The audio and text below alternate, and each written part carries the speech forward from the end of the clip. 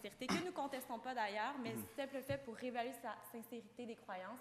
Et puis ensuite, lorsqu'on applique le test, le juge de l'enquête préliminaire en viendra à la conclusion que le niqab devra être retiré. Mais quel intérêt est-ce que votre client a à ne pas adopter le raisonnement du juge Lebel?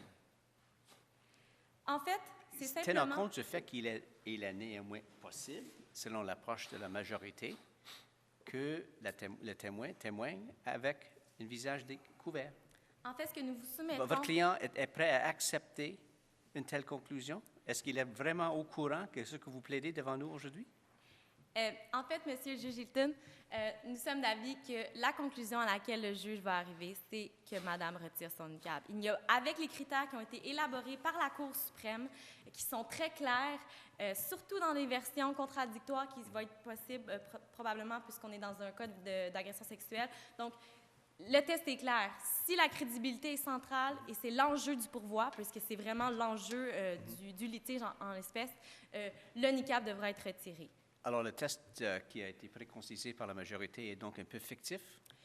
Pas du tout, M. le juge Hilton. En fait, il est très bon dans des cas où le témoin, comme ma collègue vous l'a soumis, le témoignage n'était pas central pour sa crédibilité. Mais ce n'est pas notre cas. Exactement, ce n'est pas notre cas, mais il faut appliquer le test pour pouvoir mettre en balance les deux droits et enfin arriver à un constat clair. Mais on ne peut pas prôner un constat clair avant d'avoir fait le test, puisqu'on est dans un cas où la Charte ne crée pas de hiérarchie entre les droits.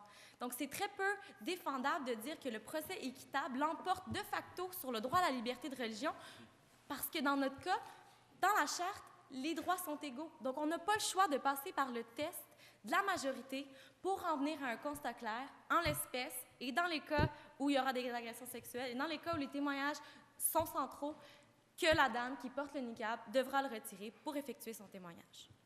Mais est-ce que la Cour n'a pas fait une erreur en déterminant de façon absolue que c'est soit porter le voile ou dévoiler? Est-ce qu'il n'y a pas d'autres mesures qui porteraient une entrave plus minimale aux droits de la témoin? Effectivement, Monsieur le juge Richard, on avait aussi des accommodements à vous proposer parce que nous effectuons évidemment le test des arrêts d'Agementouk. Et la troisième étape, c'est bien évidemment de proposer des accommodements. La plante n'en propose aucun. Nous en proposons. Par exemple, la procédure de télétémoignage.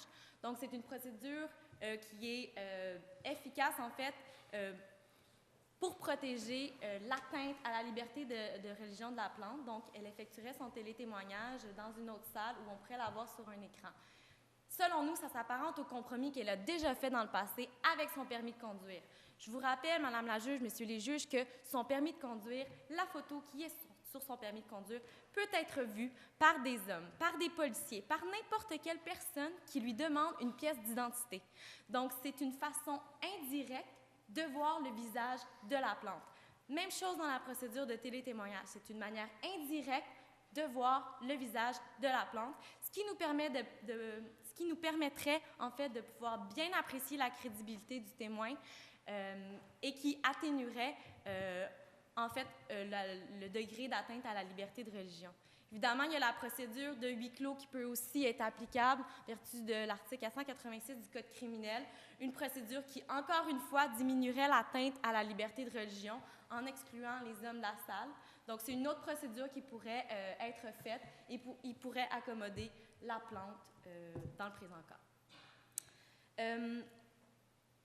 En fait, ce que nous vous soumettons, c'est que l'appréciation de la crédibilité, c'est un tout. On ne peut pas être brimé d'apprécier la crédibilité en n'ayant pas accès aux expressions faciales, puisque les mots seuls, oui, veulent dire quelque chose, mais sont moins pertinents si on n'a pas accès aux expressions faciales qui s'accompagnent. La même réponse, donnée avec un sourire, donnée avec une grimace, peuvent être compris très différemment.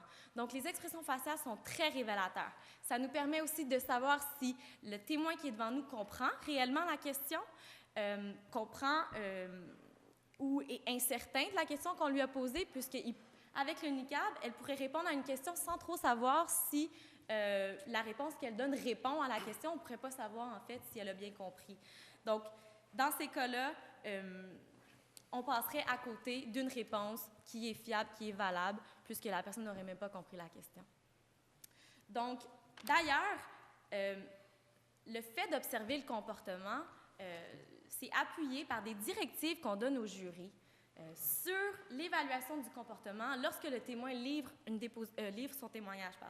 Donc, par ailleurs, les directives du juge Watt prévoient que le comportement et la manière dont le témoignage est livré est très important et qu'il doit être pris en considération. L'arrêt R contre EAW, rendu par le juge Corey, le juge mentionne qu'à l'ouverture d'un procès criminel, les jurés se font systématiquement donner comme directive d'observer attentivement le comportement du témoin lorsqu'il livre son témoignage. Donc, encore une fois, on remet l'accent sur le comportement, sur l'évaluation des expressions faciales, tout ça dans un tout, avec les propos, évidemment, qui sont donnés.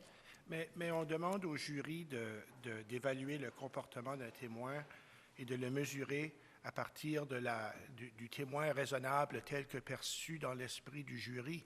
Mais comment le jury peut faire l'évaluation du comportement d'un témoin qui se sent humilié par le fait qu'elle doit retirer le niqab pour témoigner, se fait par soi-même pouvant vraiment affecter son comportement sur le banc de témoin?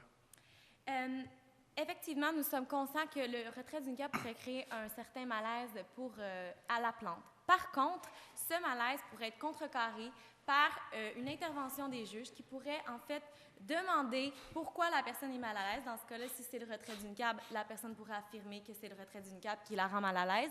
Et évidemment, les jurés peuvent prendre en considération ce malaise. On n'est pas en train de dire... En fait, ce que nous vous soumettons, c'est que il est important de voir les expressions faciales et que du fait que la personne soit mal à l'aise, on le prend en considération et on continue d'évaluer son témoignage avec visage découvert. Est-ce que vous iriez aussi loin de dire que le juge peut donner une directive à cet effet-là au jury?